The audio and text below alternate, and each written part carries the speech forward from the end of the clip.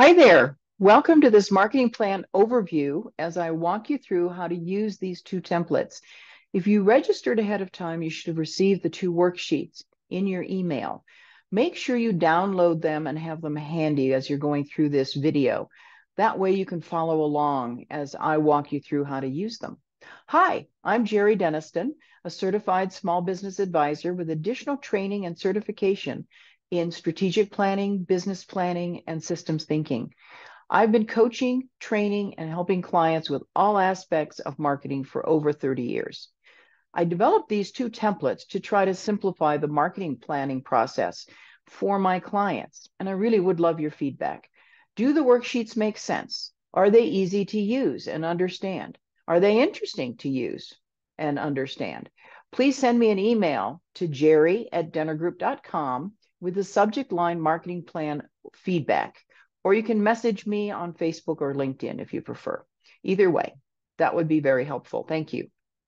So let's get started. I'm going to hop over here to the marketing plan overview template. I want you to start there, pull out that legal size document, and let's get started here. I'll use the annotation tools on this worksheet so that I can show you what I'm talking about and demonstrate as I walk you through this process.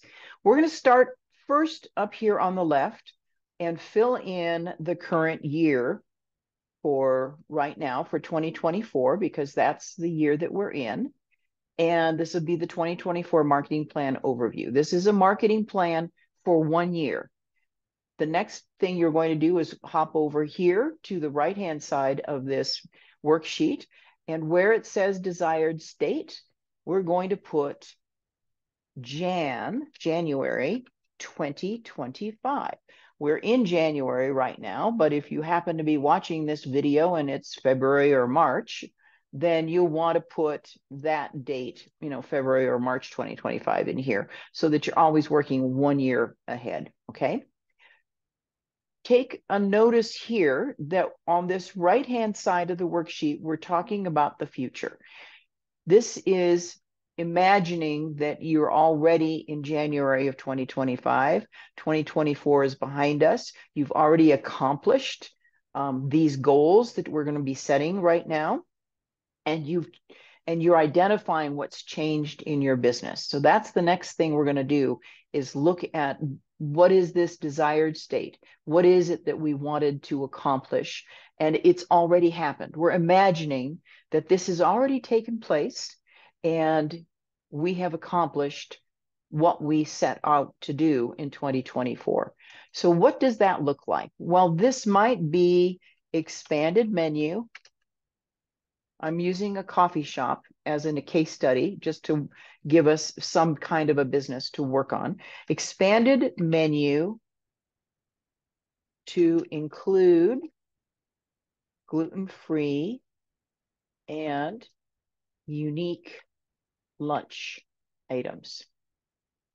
So that's the desired state. We will have done that by the time we reach 2025, January of 2025.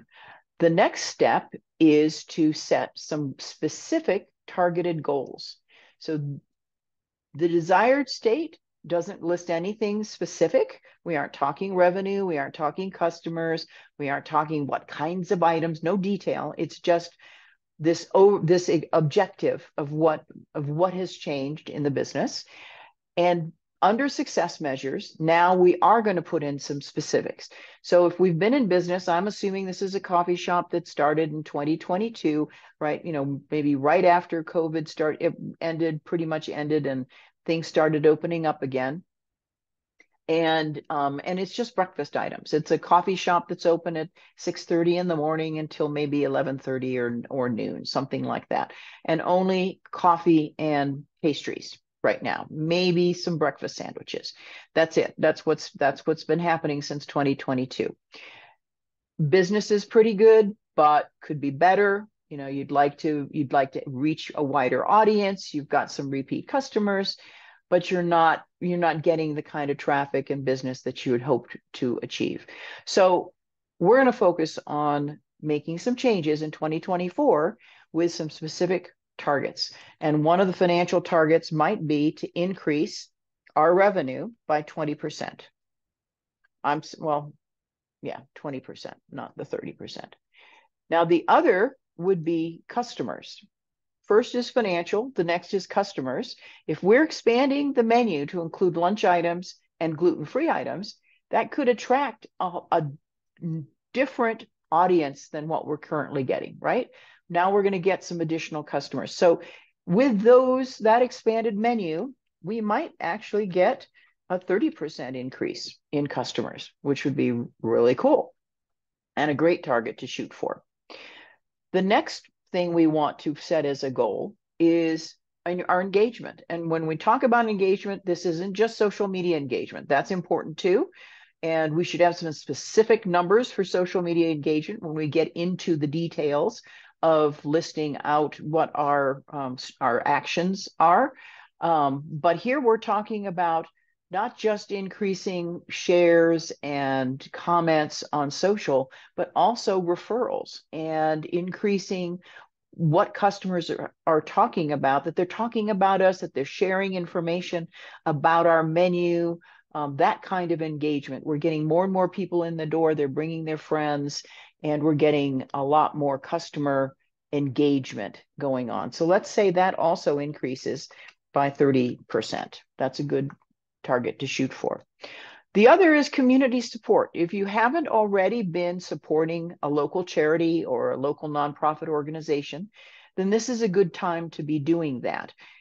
Since for the last several years, one of the changes that's occurred is that people are paying more attention to organizations that support the charities and nonprofits that are near and dear to their heart. So if all things are equal and you've got a choice of going to one coffee shop or going to another coffee shop for coffee and pastries, and they're basically the same, then the customer, if you're the one coffee shop that supports a veterans organization or Boys and Girls Club, and that's near and dear to the customer's heart, then the customer is going to choose to do business with you versus your competition. And so that's one way to set yourself apart, by partnering with these charities and nonprofit organizations. Different ways that you can do that. I'm just going to put in a target here of 2 charities supported. You can do it through a profit, a percentage of profits. You can do it through a special event where the proceeds benefit the charities or the nonprofits. The different ways that you can look at doing that. But that might be another goal to put in here if you have not already done that. So that's our future. This is what we will have accomplished in January of 2025. Now we're going to hop over here to the left side of the template, and we're going to look at what are the core strategies we need to put in place today in order to achieve those success measures that we identified over here on the right-hand side, and this desired state that we also identified. So if we're expanding our menu to include gluten-free and unique lunch items, one thing might be that we need to hire a chef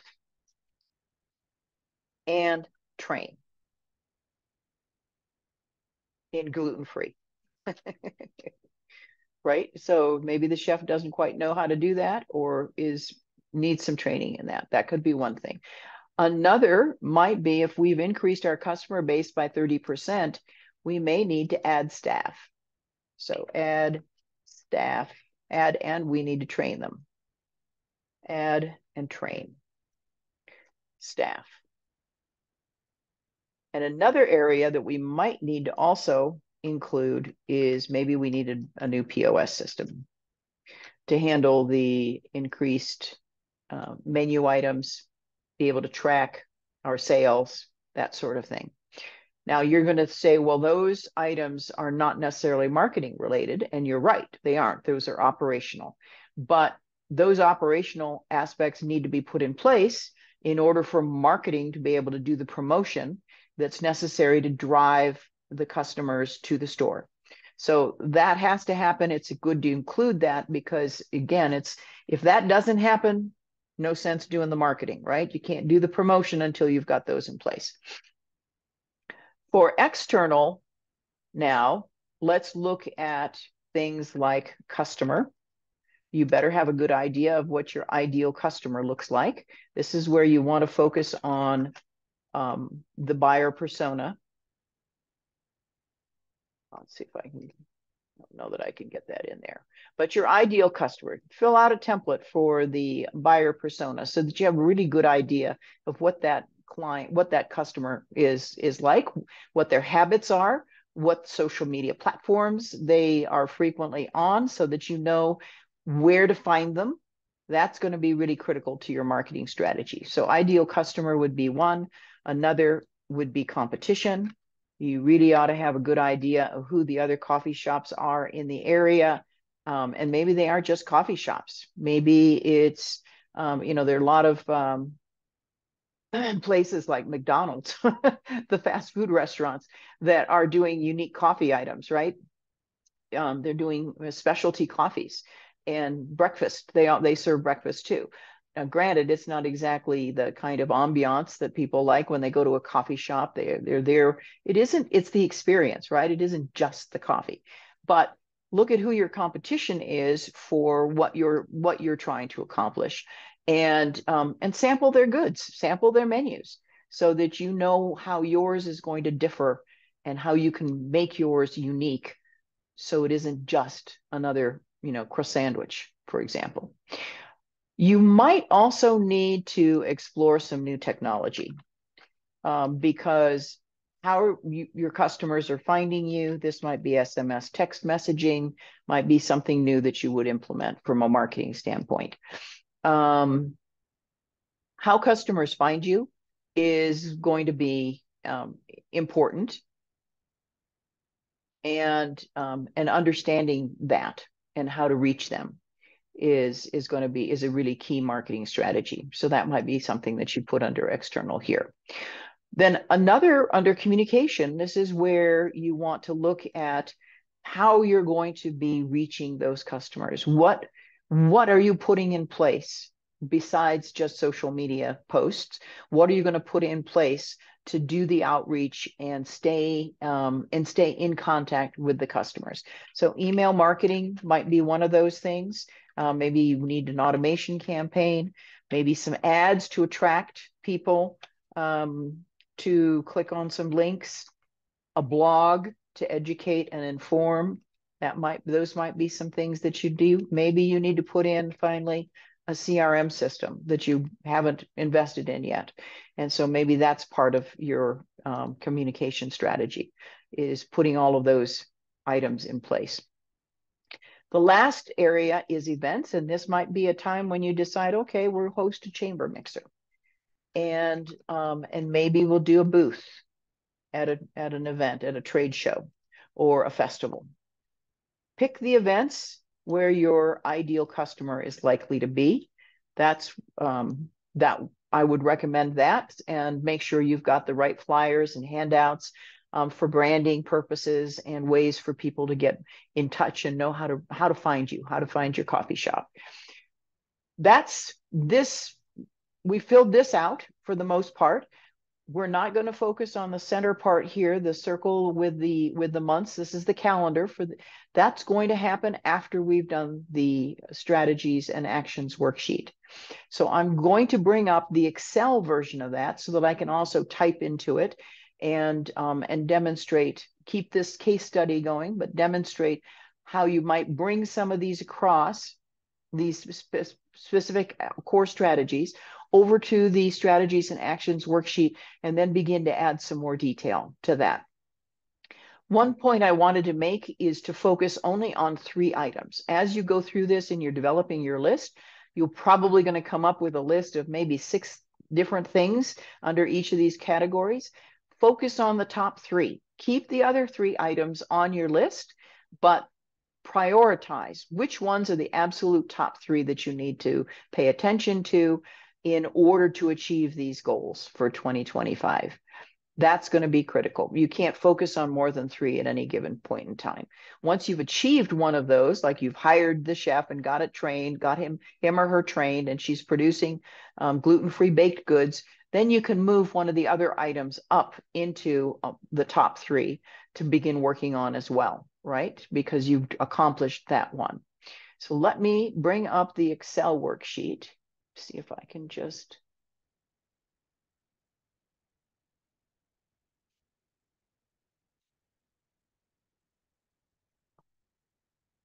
Nope, didn't work that way. Stop the share and bring this up.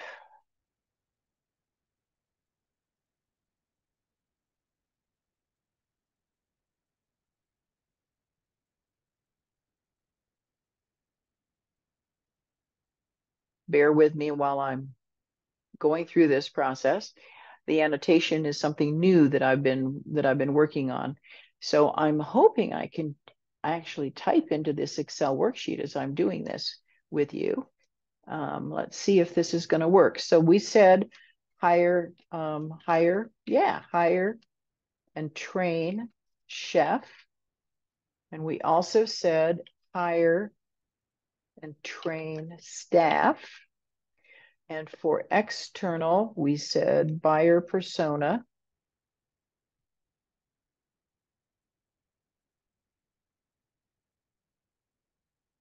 Under customer. And we said competition. So this is going to be research. And then under communication, we've got advertising. So maybe what we need to do is some Facebook ads and Instagram ads. And maybe you might want, if you've got money to do it, you might do some radio advertising or direct mail or brochures. Those are options. But you might also want to do a blog, in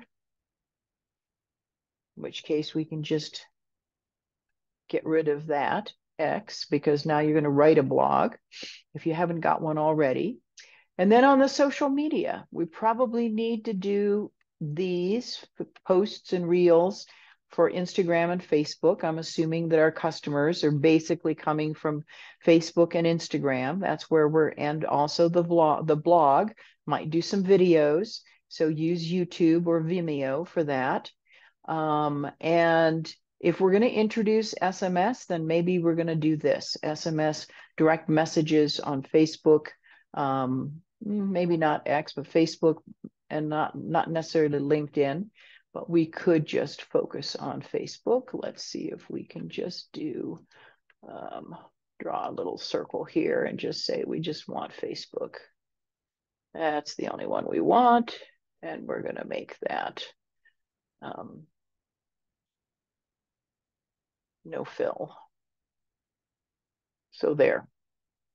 And then email marketing. Maybe we need to launch the email marketing campaign. So we've got that in here. Maybe we're going to start a newsletter. That might be something else that we want to do. And if we're going to do an event like a chamber mixer, we probably need to create a landing page or have a sign up form.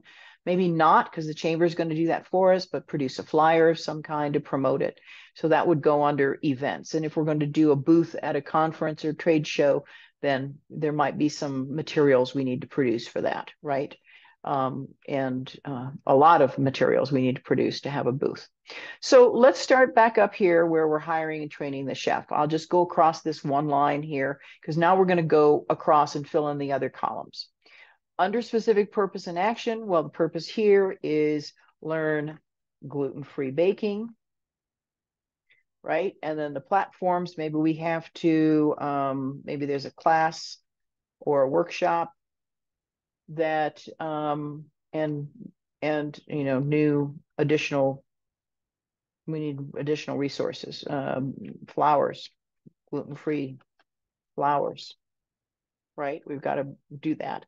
And who, this will be the chef going through that. And then the by when column, this is where we're really talking about what needs to happen in the next 3 months, the next 6 months, the next 12 months, not a specific date, just months, so that you've got a time frame that's manageable to work on. So if we're going to be introducing that new menu, and let's say we want to kick it off in the next 6 months, then we better get the chef hired in the next 3 months and the training done, right? So that's going to be done in the next 3 months. And the cost for that, who knows? But maybe the workshop's going to cost you $500. And then you've got some additional materials. You got to buy more flowers, so maybe there's actually an investment of about $750 in that. And the success measures, well, this is going to tie to both financial and customer, so it ties to both those success measures. So then hiring and training the staff, that may not have to happen for, maybe it's 6 months, because you're changing the menu. You're going to launch it in, let's say we're going to do that in around June, something like that. So you've got 6 months. You've got the planning and the hiring the chef and getting the word out. You may not get see the increased customer base, the increased traffic, for another, 6 to 9 months. So maybe you don't need to do that. That can be 6 months out, that you get them hired and trained. So this will be customer service, is what you want here. And maybe you need to bring in a consultant to help with that training, in customer service. And that may be the who is the consultant, and the owner, right? Maybe you. And there's a cost associated with that. Don't know what that would be. And the success measures, well, this is going to be customer and also financial. And possibly increased engagement. That's what we want. With more customers coming in, more satisfied customers, you'll have better engagement. So those could be the success measures. So that's how this worksheet works. Now, as you are going through this, we're saying customer service, hire a consultant, hire the staff. Obviously, there are more details related to that, right? You don't just hire staff. You've got to write an ad. You've got to write a job description. You've got to put the ad in the local publications or online on Indeed, things like that. Then you've got to interview. All of these are just specific tasks that have to happen. Same thing with the chef, right? You've got to do a search, write the job description, advertise the job, interview, select the candidate, get them on board, get them trained, buy the flowers, the resources that they need, the tools that they need to begin producing, right? There are a whole bunch of steps related to that. And that's going to be true for each one of these action categories. My recommendation is that you start another Excel spreadsheet. You could just add another worksheet right here at the bottom of this. And I'm going to be giving you both a PDF and the Excel version of this.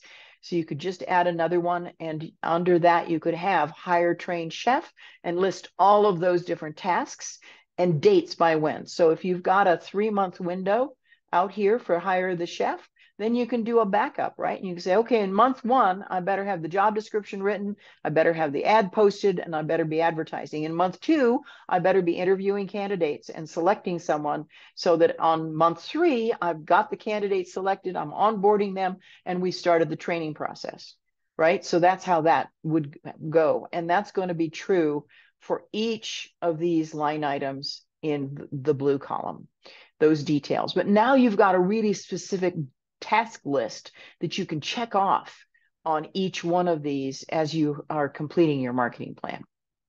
Same thing, let's take that same example, but let's do it now for social media posts. You're going to create Facebook and Instagram ads.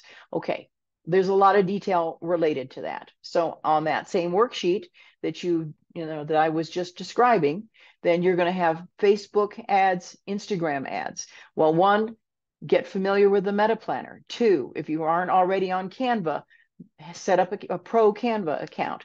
3, get your logo. 4, gather all the images.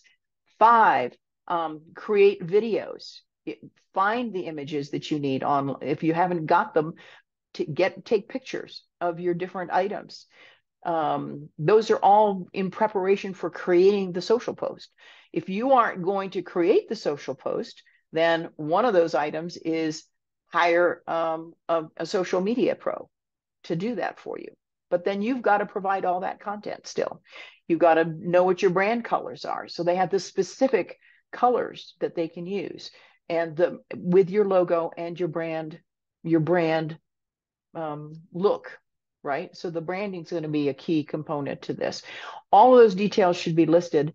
And again, if that's out six months, the Facebook, the online, if you've got the chef and the boat, you could probably start all of that, maybe even at month 4, right? So it could be a 6-month window. And months 4, 5, and 6 are the creating the social posts and scheduling them and getting them and tweaking them and keeping them going, right? That's all part of that. So highly recommend you add an extra sheet here and you start listing out all of those tasks, and then more specific dates and who's going to do them and when are they accomplished, so that you have something that you can track. From this worksheet, you're going to go back to the other worksheet, this template, and now you're going to begin putting those into this calendar. The purpose of this template is to really provide you with a snapshot, a 1-page overview snapshot of your marketing plan for the year. The details are on the worksheets that are, the other worksheets, those Excel worksheets. That's where all the details are and the tasks that you need to check off. But this gives you a 1-page snapshot. You can look at this and you go, okay, this is what I got to have done in February. Here's what I have to have done in March. This is what's supposed to be done by April, by May, by June. And you just put all of those months in here and those items. So February and March is hire chef, train chef, March onboard chef, right? Hire staff, train staff, onboard staff, so that by April, we're launching the new menu, or by May. And that's what you're going to put in here, those core items that are going to happen here. August might be a time where you're just kind of resting, right? You're taking, because people are on vacation. Maybe there's not much happening during August. It's, school's out, families leave town, go on vacation. So that might be kind of what I call a rest month, and it's planning for the rest of the gearing up for the holidays. September, October, November, this is where we're really gearing up for the holidays and the end of the year. This check-in point halfway through is a good place for you to take a hard look at what you've got, you've implemented in February, March, April, and May, and June. Now we're getting towards mid-June, end of June. Take a look and say, well, how are our posts working? How is our blog working? How are the ads working? What do we need to change? What do we need to tweak? How do we, let's make some changes so that when we go into July and August, September, October, we're seeing an increase. We're seeing a bump. We're seeing some changes occur. That's how you want to look at this calendar. So you're seeding it. You're getting everything ready in February and March. In April, you're feeding it through the social posts, the blogs, the email marketing.